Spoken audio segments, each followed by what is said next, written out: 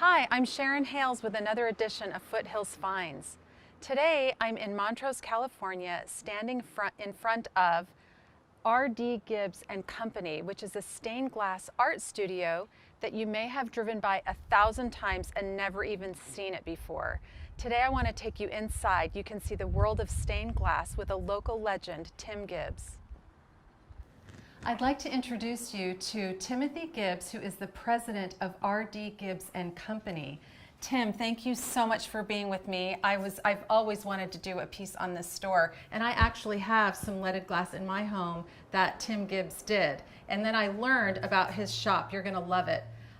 First of all, Tim, you're an institution in our community because you designed and created the stained glass at the La Crescenta Library, which then led to the project in the CV High School Library. So when you go to these two libraries in our community, that is the work of Tim Gibbs. Tell us, Tim, how you ended up in Montrose, California, your family background. Well, it started with my dad and my mother and my dad actually immigrating from England over here in 1956, invited to come over to work in a local stained glass shop. And before that, your dad was working on the Canterbury Cathedral, right? That's correct, yes. How old were those windows? Well, those were about 1,000 years old. The Canterbury Cathedral is one of the oldest in England, and it's very old. Yeah. So a lot of history there with the windows, and he did a lot of restoration work all pre-war time and to protect the windows from World War II. That's correct. Right? Yes, yes. And from that, with the training and experience, he was discovered and invited to come over here in 1956 and work for another company for a few years, quite a few years actually. And from there, he went on to do his own business, start his own business here. So you're carrying on the family legacy that your father and mother created, and your son is involved as well. That's correct. So yes. Tell us about your shop. Okay. Tell us what goes on here and how you make stained glass windows. Well, there's a lot of steps in it. Right behind you is a large full-size drawing right here of what will become a window one day when we get that built. We have to cut the glass yet on this one, but it has to be laid out. We have to design it to the size, to the scale.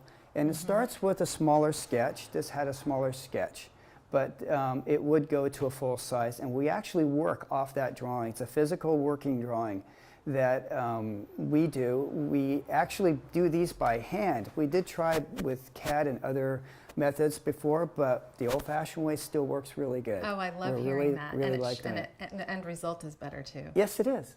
It's it's more organic, and we can control the design better. We noticed we get more of the purity in it, like the old windows used to be. So anyway, would be the next step in that, and then following that step would be the glass selection, finding the right colors of glass and the textures of glass that we would put in here. Okay, so at this table, tell us what installation this is for. Well, this is for the full-size drawing that we were looking at just a moment ago, and this would be some types of glass that we would use. There would be others as well, but this is a beginning point to see if the color palette is something that we would actually use, including clear bevel. So this is kind of how it begins, and it always is sort of an evolutionary process where it starts as one idea and we start to add and pull glass, and or even the design can even change just slightly, as this is custom work. And so from there, once that's selected, we would go into the glass cutting stage, and that's what you see here on this table here. Here's a piece that's ready to be assembled that has been cut already. The glass has been selected, the colors have been selected, and then now it's getting ready to be assembled or put together. And we would just actually physically get the lead and we would fit each piece together. So it's truly an art form in which you're fitting pieces. It's a craft as well as an art. And what about these that aren't fitted together with the artwork on them? Well, that goes into something else of a different type of application, the decorative glass applications, I like to call it. This goes into the stained glass portion. Here we're talking about colored glass and leaded glass, and here we're talking about stained glass, where we're actually physically changing the surface properties of the glass. And we do that in a number of ways.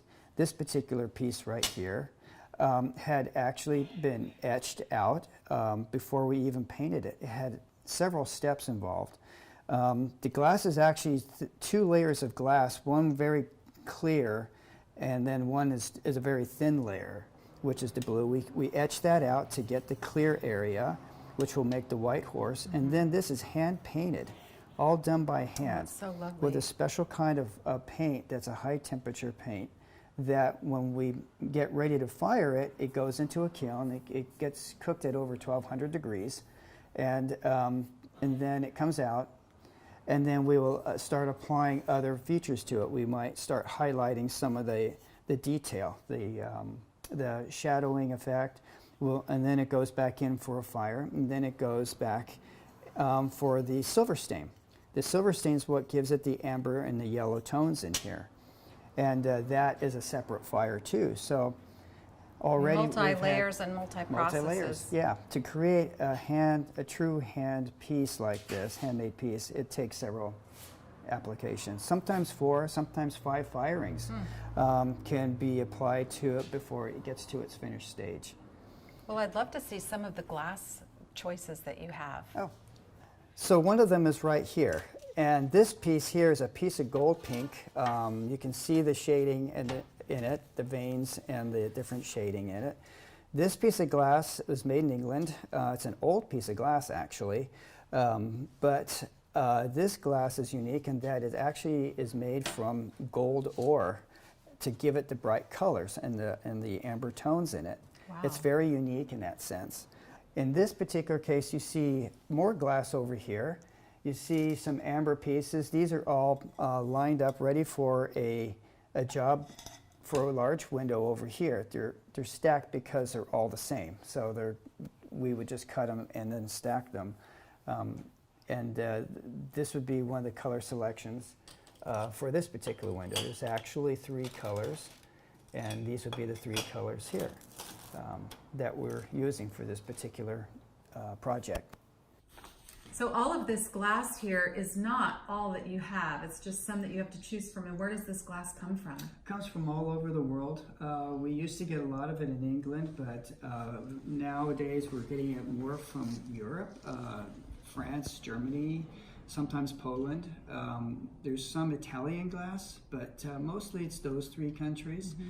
We have some good suppliers, or manufacturers, I should say, here in the States. One of them, good to know. Blanco. Yes, we buy as much as we can locally, meaning the United States. This has been, would be what would be a real stained glass window, because we actually stained and painted these pieces of glass in it, so it would be qualified as a stained glass window. Mm-hmm. It's got lots of color as well, and subject matter. Did you want me to hold this up at all? Yes, love to see it. This is what this window would look like. Wow, it's so dramatic. The colors are awesome. And then over here is a section of window that goes above the one we just seen. And this one here doesn't have any painted glass. It's just all colored glass. And is that subject matter or is it abstract? No, it's subject matter. It's actually part of a scene. This is actually on top of a wave. I was going to say it looks like water. Yes. Okay, and then over here is another section on the same window. It's a different part of the window. But this one also has some painting in it, which would be stained glass. And then this is what it would look like.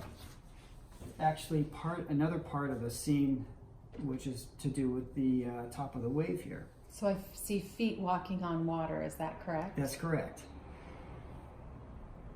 Okay, and then on our way towards the back of our studio here, I can show you some of the work that we also do in preparing the windows for installation. We have to reinforce them. When they're as large as the ones I've shown you, these windows have to have a reinforcing bar attached to it. And this is what Jason is attempting to do right here. Now Jason's your son, isn't that right? That's right. So we're talking 3 generations in this fabulous art form. Hi Jason. Hi. Tell us what you're working on. Right now, we we're putting the bars on that reinforce and make the windows stronger, so it doesn't buckle or something through weather or installation or something like that. And usually put a little acid onto the bar, and we solder it like so.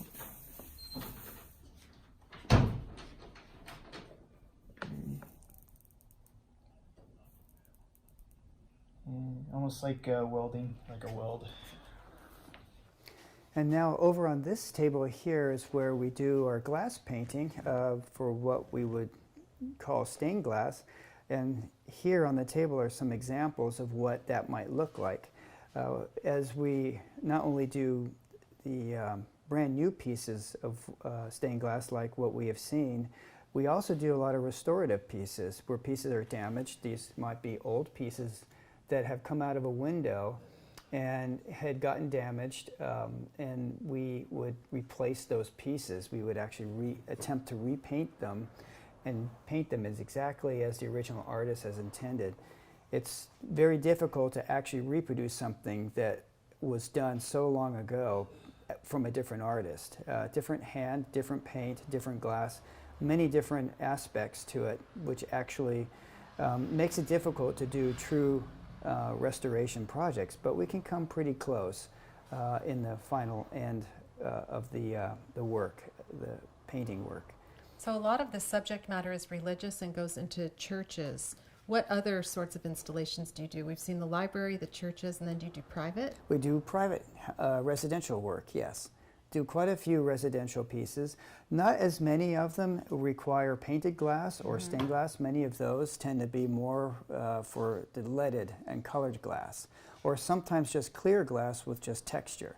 And I see some beautiful glass up on the wall that I'd love for you to tell us about. Sure. Okay, and over here next to our table, but where I keep other glass and other actually ideas. A lot of ideas come out of our creativity comes from this area, and I had to hang two pieces of great art glass up because I couldn't touch it. We acquired these pieces from one of our American suppliers, and great glass, but it was just too nice to touch, so we created art out of them. You couldn't bring yourself to break them Couldn't up. bring Beautiful. ourselves, exactly. It was too nice to do that, so rather than do that, just display them as real pieces, because they are amazing pieces, and it's a reminder too of what glass can really look like. It's not just one color, it can be multiples of colors in one sheet of glass. And it seems like they kind of inspire some of the things that you're creating and designing right here. So this is the design area. Tell us a little bit about these pictures. Well, there's a number of different projects here represented, and we've done all of these over the years, and we also show a number of different styles of work, different things that can be done for different types of clients. We have church projects represented in here. We also have commercial type applications, such as this one right here. This one is the La Crescenta High School library window. This one was commissioned shortly after the La Crescenta library window. And this one has an interesting story to tell in itself, which is really kind of the story of life. And that was sort of the concept behind it. And from that developed into this window. Well, this is a very inspiring place to work. It's so creative and the end result is so beautiful, and I'm inspired by being in here. I love my front door and the beautiful windows in my home that Tim Gibbs has installed. I'm so glad you're in our community. It's been a family legacy, and now it's a community legacy with you installing in our churches, our schools, and our homes. So how do people get a hold of you, Tim? We're at 3523 Ocean View Boulevard in Glendale. We're about a block and a half south of Honolulu in the Montrose Shopping Park area. And remember, easy to miss, so take note of the address and stop by the store. You'll be glad you did, and his website's beautiful. I'm Sharon Hales with Dilbeck Real Estate. You can reach me at sharonhales.com, and I'll see you next time on Foothills Finds.